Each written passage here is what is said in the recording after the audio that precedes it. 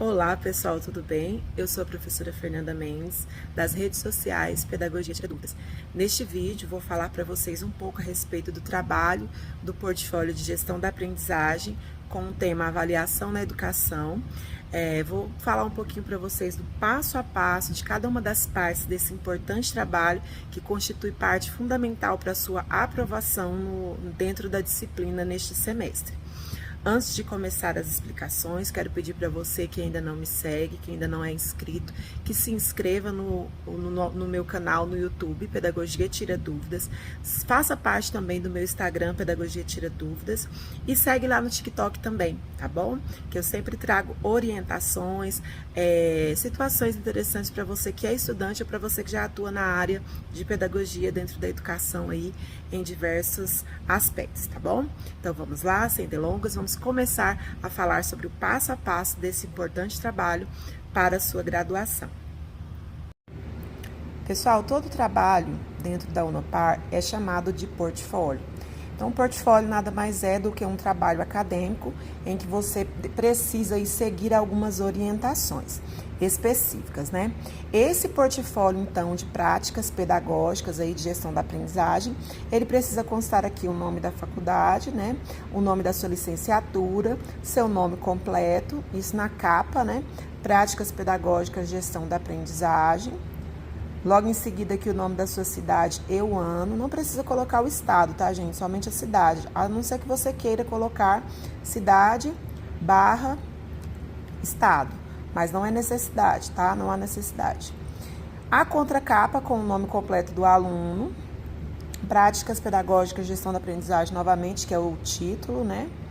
Aqui uma breve explicação, relatório apresentado à Universidade Unopar como requisito parcial para aproveitamento da disciplina de práticas pedagógicas de gestão da aprendizagem do curso de licenciatura em pedagogia, o nome da sua tutora, mais uma vez a cidade e o ano, e aí vemos para o sumário. O sumário, ele designa, então, quais são as partes desse trabalho, o que é obrigatório ter. Neste caso, é obrigatório ter uma introdução de uma página, o desenvolvimento, as considerações finais e as referências bibliográficas. Então, aqui logo em seguida a gente tem a introdução.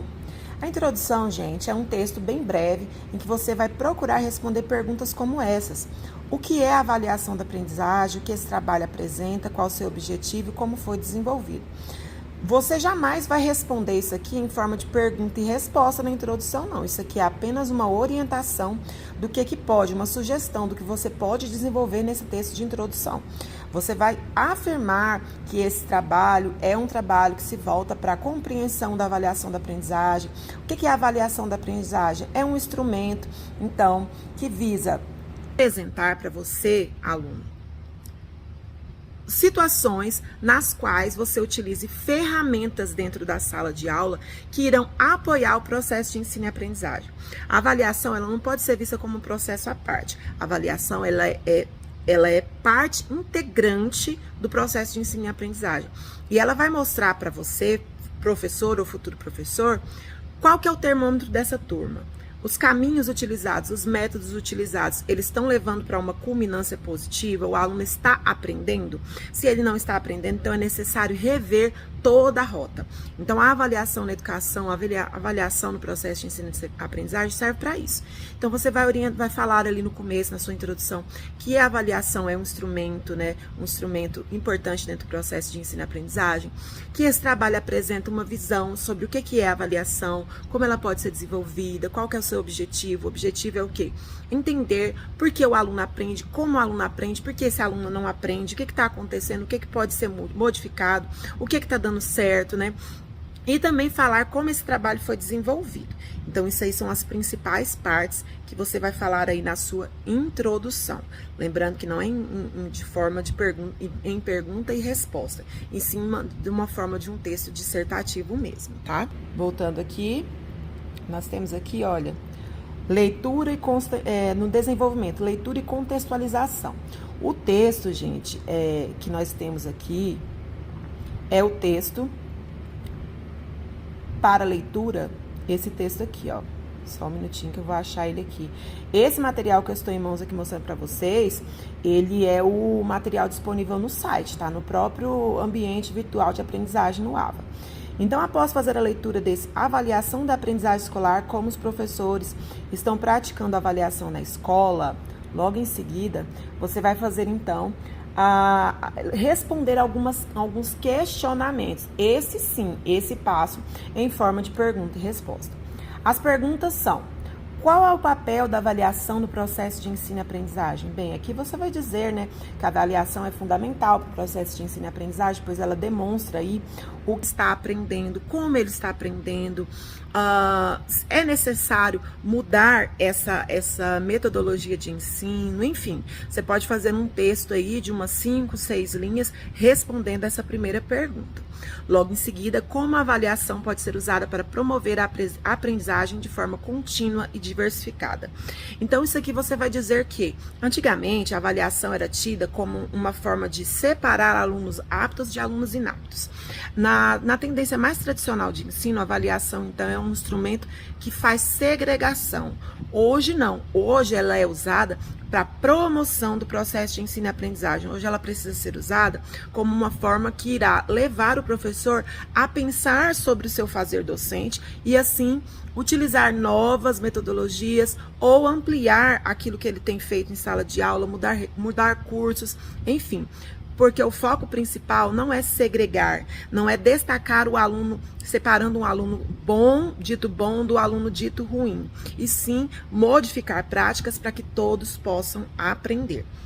A próxima pergunta: quais os principais desafios enfrentados pelos professores ao escolher os instrumentos de avaliação? Então, aqui é apresentar que nós não podemos escolher apenas provas subjetivas e objetivas, ou seja, aquelas de marcar, né, X, ou apenas de argumentações simples, né, ali no papel, descrito, responder alguma pergunta. Não. É necessário que se diversifique os instrumentos. É interessante pensar sobre rodas de debate, rodas de conversa, trabalhos de pesquisa, trabalhos de grupo, atividades de sala, atividades individuais e atividades em dupla, enfim, diversificando aí esses métodos para que fuja exatamente do tradicionalismo, porque isso a gente percebe que atesta ou certifica apenas uma pequena parte daquilo que o aluno aprendeu. Quanto maior for o leque de possibilidades de avaliação, melhor será, então, para atestar ou compreender o que aquele aluno sabe. Então, essa seria a nossa primeira parte, a parte 1 de leitura e contextualização. Logo em seguida, o texto apresenta, então, para que possamos resolver uma situação-problema, que diz o seguinte: a professora Vanessa leciona na educação básica e tem enfrentado dificuldades com a avaliação dos seus alunos. Ela percebe que, apesar de realizar atividades práticas e dinâmicas, os alunos têm apresentado dificuldades para compreender conceitos-chave da matéria. Alguns alunos se destacam e outros parecem não estar conseguindo acompanhar o conteúdo da mesma forma. Para avaliar o conteúdo ministrado, a professora Vanessa precisa de um instrumento de avaliação que vá além da simples prova escrita, considerando as diferentes formas de aprendizagem dos alunos. Além disso, ela precisa criar uma forma de fornecer feedback construtivo para os alunos que apresentam dificuldades e também uma estratégia de recuperação para os que não alcançaram o desempenho esperado. Após a leitura dessa situação-problema, você deverá escolher um tema aderente à área de abrangência do seu curso e apresenta, então, aqui abaixo, olha, um quadro com diversas possibilidades. Dentro da pedagogia, nós temos aqui dificuldade em planejar e organizar atividades pedagógicas, problemas em avaliar o desempenho dos alunos de forma justa e eficaz, dificuldade em aplicar teorias pedagógicas na prática. Eu acredito que o tema mais fácil de desenvolver aqui seria justamente problemas em avaliar o desempenho dos alunos de forma justa e eficaz. Então, dentro desses temas, no passo 2, você vai colocar sua situação, problema, tema escolhido, e aqui na frente você vai escolher um dos 3. Então, aqui eu escolheria o tema 2, é só apagar aqui, ó, os outros, né? Deixar aqui esse tema 2, bem na frente mesmo, assim. Apagar aqui o 3 também. Fazendo dessa forma, você já escolheu o tema que você quer trabalhar. Logo em seguida, então, ele vem com algumas perguntas sobre esse tema. Que instrumento avaliativo você pode propor, considerando tanto os conhecimentos teóricos quanto a aplicação prática do conteúdo, e justifique sua escolha? Gente, então são perguntas que você vai responder aqui de umas 5, 6 linhas no máximo, cada pergunta dessa, tá? Não precisa ser um texto muito longo. Com relação a essa pergunta, que instrumento avaliativo você pode propor? Nessa situação de problemas em avaliar o desempenho dos alunos de forma justa e eficaz, para pedagogos que trabalham então com ensino fundamental, eu proporia uma roda de conversa. Roda de conversa é um instrumento esse que é muito eficaz, é muito democrático, é muito prático e trabalha oralidade, pensamento lógico, enfim, trabalha uma diversidade de possibilidades de habilidades. A próxima pergunta é: que estratégia de feedback você pode propor para os alunos que obtiverem resultados abaixo do esperado? Como você fará o retorno para que eles possam melhorar? Então, tendo em vista que a gente escolheu aí, dentro dessa proposta que eu estou dizendo, a roda de conversa, por meio dessa roda de conversa, você, professor, que estratégias você pensaria como um feedback para dar para os seus alunos, se eles tiveram um resultado positivo, se precisa melhorar ou não?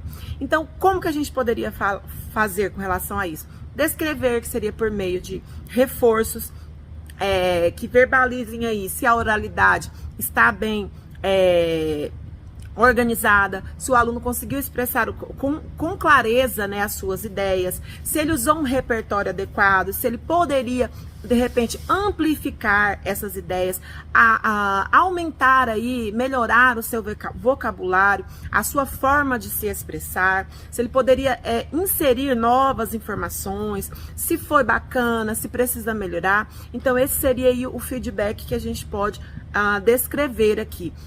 Tanto em questões de grupo, feedback enquanto grupo, né, enquanto coletivo, como também feedback enquanto individual. A próxima pergunta: qual estratégia de recuperação pode ser utilizada para os alunos que não atingiram a aprendizagem desejada, considerando a diversidade de ritmos de aprendizagem? Então, além de observar essa questão do feedback para a turma, para os alunos, individualmente, no coletivo, é interessante pensar a respeito de estratégias para aqueles que não conseguiram, então, chegar à culminância desejada, né? Que não conseguiram alcançar o desejado. Para esses alunos, seria interessante, então, organizar uma nova roda de conversa, na qual o professor possa exemplificar as respostas esperadas.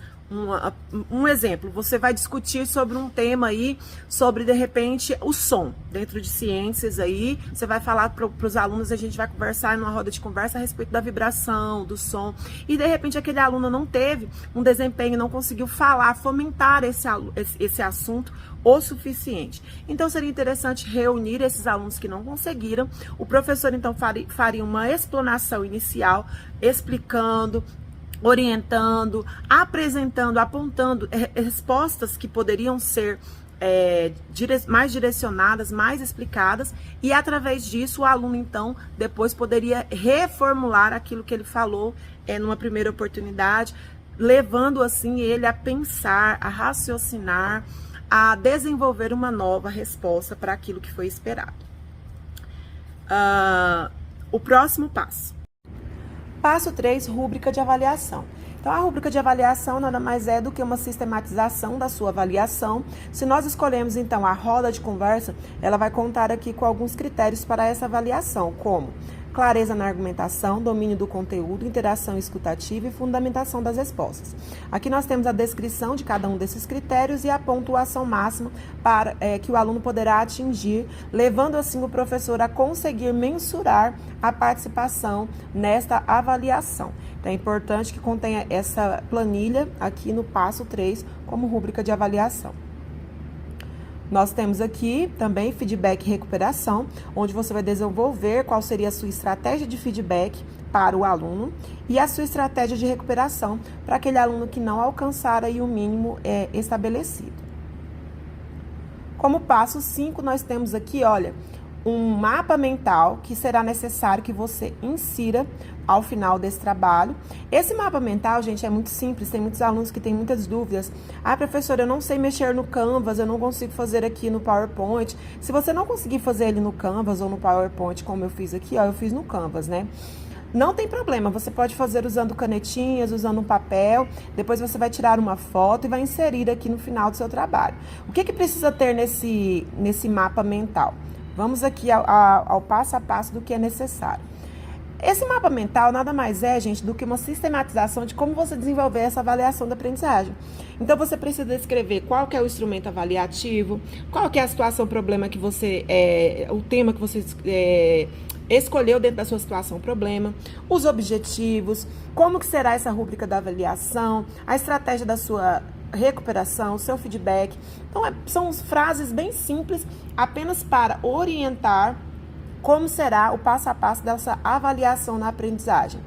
Se você conhece o Canvas, você pode usar aqui, ó, o Canvas, né, que é um instrumento bem interessante, onde você pode, então, fazer aí o seu mapa mental de forma muito simples. Se não, você pode fazer à mão mesmo, como eu expliquei, né, usando aí canetinhas, canetas especiais, enfim, depois tirar uma foto e inserir aqui no final do seu trabalho, no seu passo 5, síntese do planejamento, mapa mental. Depois dessa parte, então, a gente vem aqui para as considerações finais, que é o que você vai dizer o que foi desenvolvido nesse trabalho, quais são as suas conclusões, as suas percepções, depois de ter desenvolvido este trabalho. Você vai responder aqui em meia folha, no máximo uma, e por fim, referências bibliográficas, que no caso seria só o texto do Duarte aqui, avaliação da aprendizagem escolar, que foi aquele utilizado para responder as primeiras perguntas do passo 1. Pessoal, então esse é o vídeo, essas são as explicações básicas, esse trabalho não é tão difícil assim. Tem algumas coisas que precisam ser observadas aí com bastante cuidado, que é a inserção, por exemplo, do mapa mental, precisa ser feito com muito carinho, né? Bastante clareza. Também a resposta das perguntas, que você precisa seguir todo esse passo a passo que eu orientei, não pode deixar nenhuma parte de fora, tá? Espero que vocês tenham entendido. Dúvidas? Manda aí, responde aí, manda no direct, responde aí no YouTube, manda pra mim aí também no WhatsApp, que eu vou deixar o número também aí pra vocês, tá? Lembrando, siga nas redes sociais, Pedagogia Tira Dúvidas, tanto no canal do YouTube, como no Instagram, TikTok, Facebook e também nos grupos Pedagogia Tira Dúvidas aí do WhatsApp, tá bom? Beijo pra vocês, até a próxima.